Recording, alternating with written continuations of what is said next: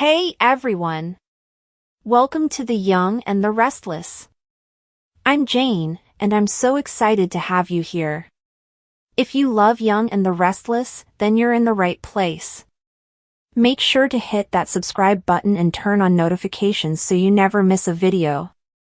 Alright, let's dive right in.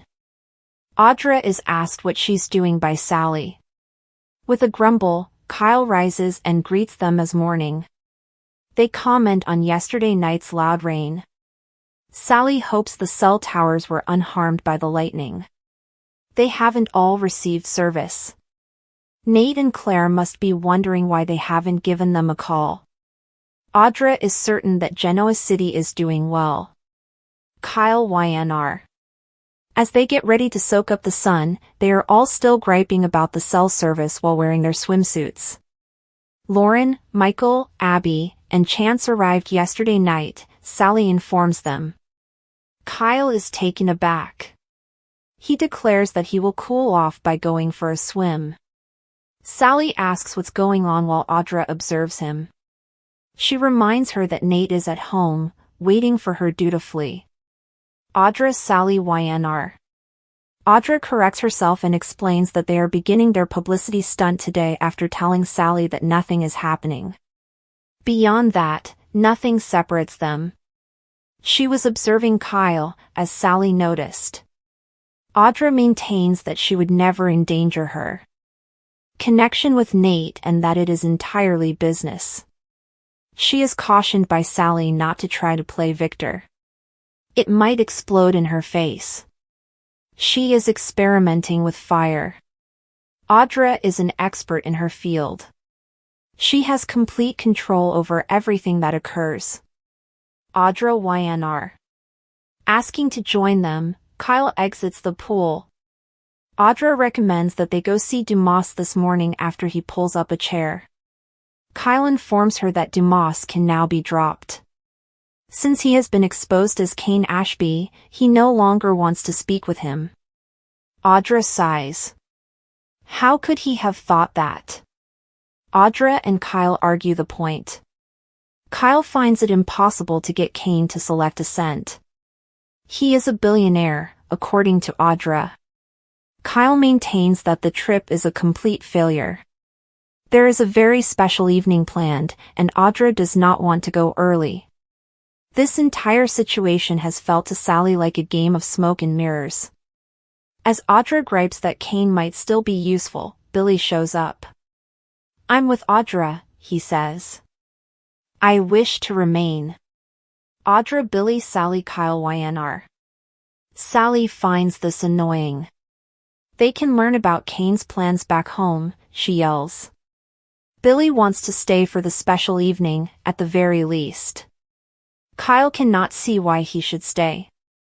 Audra isn't giving up on the possibility that Ashby could help her business. Sally remembers that Cane and Billy don't get along. He contends that he values the actions he took to win back everyone's favor. Sally believes it to be a front for a dubious commercial transaction. Billy notes that they might be forced to stay. Carter informed him that the tracks and the road leading up to the chateau were destroyed by the storm that occurred last night.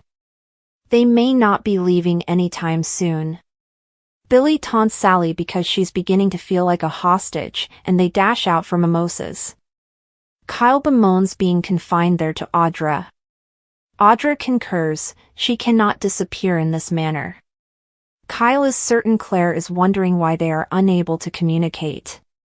Audra chooses to lift his spirits and tries to reassure him about Cole. She acknowledges that Jabot's sunscreen is the greatest after taking it out of her beach bag. Do you mind? She asks, holding it out to him. Audra Kyle YNR. When Kyle applies sunscreen to Audra, she asks whether he truly believes that bringing up her proposal with Cane is pointless.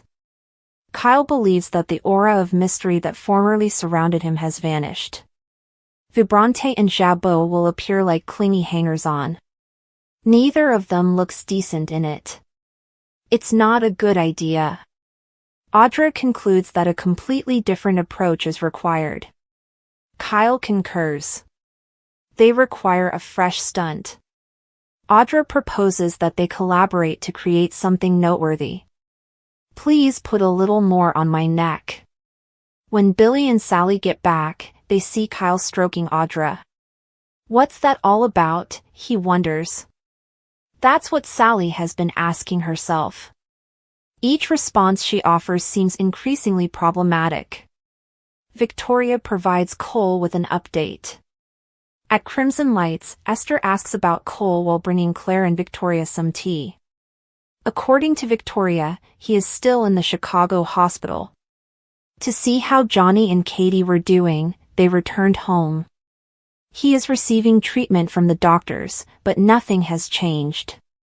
He has been identified as having Legionnaire's disease, a severe and uncommon type of pneumonia. Esther regrets hearing that. Claire breaks down after promising that he will recover. Esther Claire YNR Victoria. As Victoria consoles Claire, Nate shows up and overhears her telling Esther how worried they are about Cole. Nate walks up to them to inquire about their well-being as Esther trots off. Victoria tells him about Cole's diagnosis and the ineffectiveness of the treatments. Nate finds out that although he is not yet on a ventilator, his fever is still too high. He makes an effort to comfort them. One of the nurses mentioned to Claire that the physicians might not have discovered it in time. According to Nate, healthy people can live even though Legionnaire's disease must be treated promptly. Claire rushes out to go home. Victoria could also use some air, according to Nate. Nate Claire YNR Victoria. Victoria thanks Nate for giving them hope as they move to the terrace. Nate is aware of their current state of fear. Victoria hates Claire seeing her father hooked up in the hospital, and she can't get the knot out of her stomach. After all these years, she was reunited with her father. She also found her mother, Nate reminds her. If he can, he will listen and take in some of the suffering. She assures him that he is still a talented physician. Do you miss it at all? Nate was unsure. He was fortunate to be able to support a woman with leukemia with whom he recently made close friends. Victoria was informed that he had discovered he had a sibling. The woman is Nate's mother, and he calls her half-brother. Damien loves his mom, but it's still a work in progress. When he returns from Nice, his brother will be joining them at Winters. Victoria is delighted for him. Nate, tell me something. She inquires as to whether he is still bitter about how their relationship ended. YNR Victoria. Nate has long since forgiven Victoria and moved on. She expresses regret to him. They had been friends for a long time, therefore it saddened her to lose the friendship. Nate claims that although it makes him sad too, everything turned out as it should have. With Cole,